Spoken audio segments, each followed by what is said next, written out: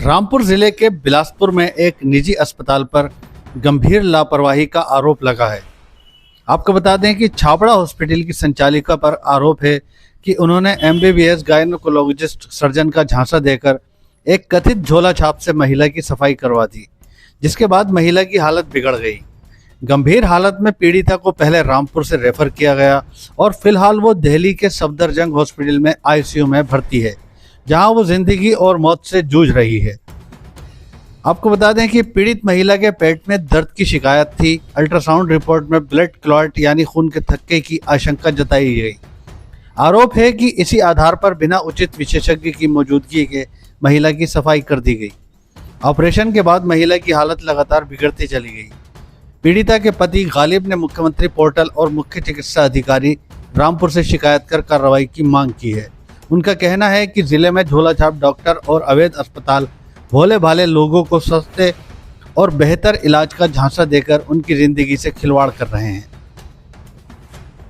मुख्य चिकित्सा अधिकारी डॉक्टर दीपा सिंह ने मीडिया से बातचीत में बताया कि शिकायत प्राप्त हुई है, मामले की जांच कराई जा रही है। उन्होंने कहा कि फर्जी अस्पतालों और अवैध डॉक्टरों के खिलाफ लगातार अभियान चलाया जा रहा है और दोषियों पर सख्त कार्रवाई की जाएगी।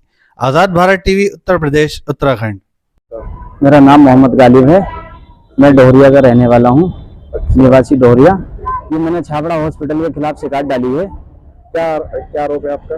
मेरा आरोप ये है कि मैं अपनी वाइफ के पेट में दर्द उठा था, उसको थोड़ा पेन हुआ था, तो मैं उसको हॉस्पिटल दिखाने को आ गया यहाँ। अब यहाँ हॉस्पिटल, छाबड़ा हॉस्पिटल जब मैं आया तो इन्होंने मुझे देख लिया। पर्चा वर्चा बनाने के बाद ये बोले कि इसके बच्चेदानी में जो है पीसेस या किलोटेड वगैरह बताया, उसकी जो है सफाई करनी पड़ेगी।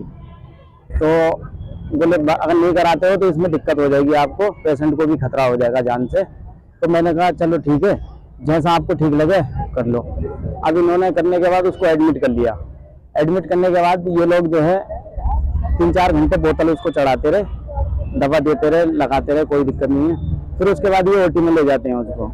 वो ठीक ठाक गई, चल गए अपने पैरों पे।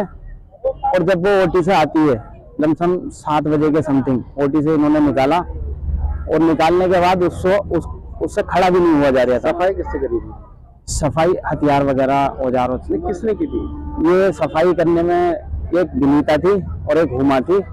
और लीगल डॉक्टर नहीं था कोई? एमबीबीएस डॉक्टर, सर्जन नहीं, मुझे बताया था इन्होंने कि डॉक्टर आ रहे हैं, लेकिन अब मुझे क्या पता कौन है कौन नहीं है। इन्होंने जिन लोगों से कराई है वो उनको मैं जानता हूँ। वो विनीता नाम है उसका, और विनीता झोला छाप है वो, उससे इन्होंने सफाई करा दी।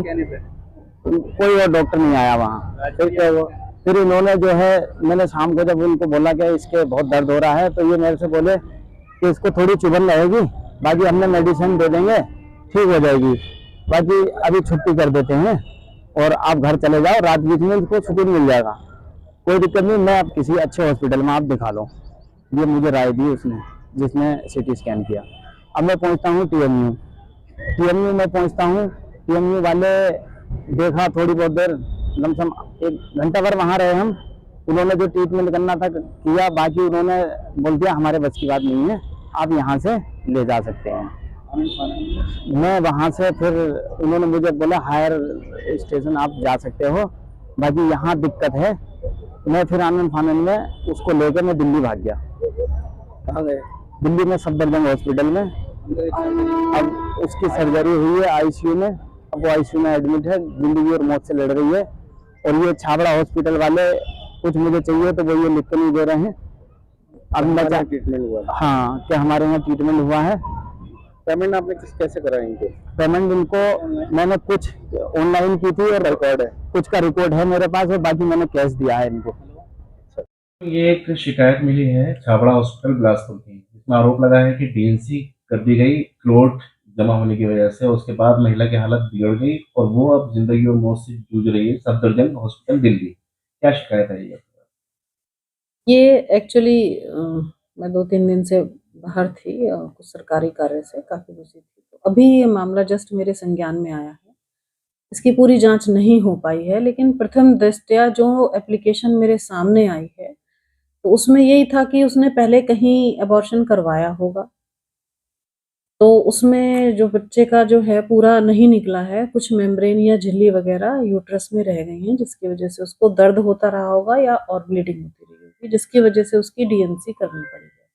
अभी ये जांच का विषय है कि इसने पहले अबॉर्शन कहाँ कराया है, किसने किया है और वो कैसे रह गया ऐसा, और वो सेंटर क्या उसके लिए ऑथराइज था। अब यहाँ इन्होंने डीएनसी की है तो यहाँ इनके यहाँ कौन गायनेकोलॉजिस्ट हैं, क्या इनका सेंटर ऑथराइज्ड है, तो ये इसमें थोड़ा जांच में 1 दिन का समय लगेगा, ज़्यादा नहीं। लेकिन इसमें जांच करके और जो भी विभागीय कार्रवाई होगी वो की जाएगी। अगर अस्पताल ने नियम कानून के खिलाफ जाके काम किया है तो अस्पताल को बंद कर दिया